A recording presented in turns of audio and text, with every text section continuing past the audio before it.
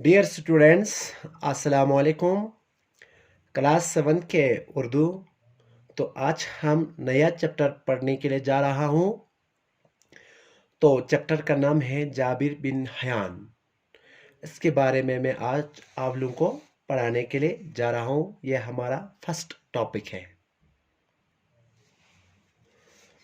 जाबिर जाबिर है, Jabir bin Hayyan. Jabir का वालिद का नाम जो है हयान है। यह अरबिक में ज़्यादातर इस तरह लिखा जाता है कि इनकी वालिद भी सा लिखा जाता है, वालिद के नाम भी सा लिखा जाता है। जाबिर बिन हयान यानी जाबिर की वालिद का नाम हयान था और हयान के बेटे का नाम जाबिर था। ठीक। आज से कोई सैकड़ों साल पहले 818 ईस्वी के आसपास कोफे में एक अतार रहा करता था कि इस अतर का नाम हयान था। अतारी से मुश्किल से उसकी गुजर बसर होती थी। यानी एक कोफे का एक वाकया है। तो आज से सैकड़ों साल पहले 818 ईस्वी की बात कर रहा है। कोफे में एक अतर बेचने वाले बैठते थे। वो अतर बेचने वाले का नाम जो है हयान कहा जाता है। वो अतर बेच के अपना घर का गुजार बड़ी मुश्किल से बसरते थे। उसके यहाँ एक बेटा हुआ, इसका नाम जाबिर रखा गया था। तो इसका एक बेटा हुआ, हयान को एक बेटा हुआ जिसका नाम जाबिर रखा। हयान को फिक्र लाहक हुई कि अब क्या होगा।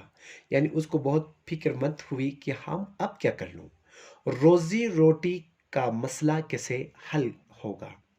पैसे कमाने के लालच में वो छोटे बड़े जराइम में मलूस हो गया।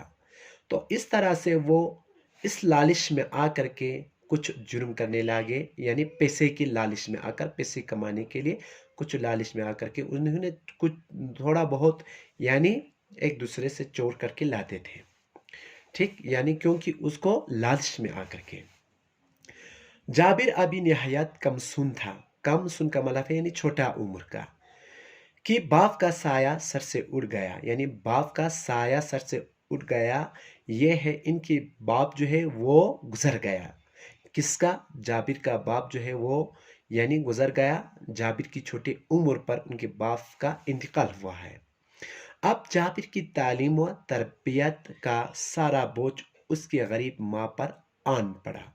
तो इसका सारा तालीम और तरबियत की सारा बोझ इसकी गरीब माँ पर आई। जब इसकी वालिद दुनिया से गुजर गया तो इसकी माँ पर आई, वालिदा पर आई। माँ ने कमसून जाबिर को कोफे के बाहर गांव में अपने रिश्तेदारों के पास भेजा दिया। यानी छोटी उम्र में उसने कोफे में भेज दिया, यानी बाहर गांव में अपने रिश्तेदार के पास। इसलिए इस तरह जाबिर का बचपन देहात की आज़ाद फिजाओं में गुजारा। गाँव में उससे मामूली तालीम हासिल हुई। अलबत्ता तलाश व जुस्तजू का मादा उसमें खोट खोट कर बढ़ गया। यानी उसके अंदर बहुत पढ़ाई करने का बहुत शौक था कि इसके अंदर में बहुत भरा हुआ था। यानी खोट खोट उसके अंदर भरा हुआ था। कुछ साल गाँव में गुजरने के बाद जाबिर वापस कोफा आ गया। फिर वो कुछ सालों के बाद फिर जाबिर जो है वो अपने गाँव में आया। यानी रिश्तेदार से फिर से वापस रिश्तेदार के पास भेजा था उसकी माँ ने। फिर वापस आया जाबिर अपने यानी कोफे में। इन दिनों कोफे में उम्दा आलमी माहौल था।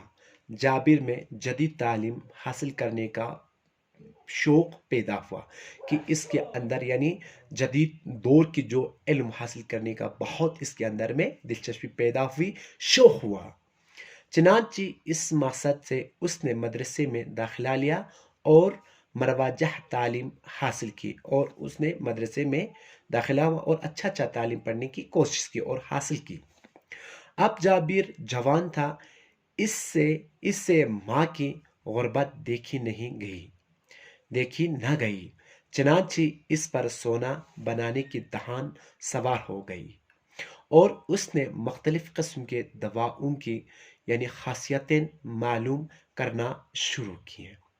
ठीक। और जाबिर देखो, जाबिर ने اپنے ماں کی غربت کو دیکھ کر اس نے سونا یعنی جو سونا بیچنے کی کام کی، اور انہیں دوائی بنانے کا، الگ الگ دوائی بنانے کا معلوم شروع کیا ہے۔ تو ساتھ ہی قسم قسم کی دوا قسم قسم کی دھاتیں لے کر انہیں طرح طرح کی جڑی بوٹیوں کے ساتھ ایک خاص قسم کی بٹی میں پگھلنا شروع کیا۔ تو اس نے الگ الگ قسم کے جڑی بوٹی کی جو یعنی چیزیں لائے، وہ سارا ایک بٹی میں پگھلنا شروع کیا۔ اس کے گھر میں قسم قسم کی جڑی بوٹیاں، طرح طرح کی دھاتیں، الگ الگ شکلوں کے برتن تھے۔ ٹھیک، اب اس کے بعد انشاءاللہ میں آنے والے دنوں میں پھر سے پڑھاؤں گا۔ اب یہاں تک میں سٹاپ کرتا ہوں آج ہمارا ٹاپک۔ تو آپ اس کو بار بار پڑھانے کی کوشش کر لو، جو الفاظ اس میں مشکلات جو الفاظ آئیں گا ان کو بار بار آپ استعمال میں لانا ہے، لکھوانے کی کوشش کر لو۔ تب تک خدا حافظ۔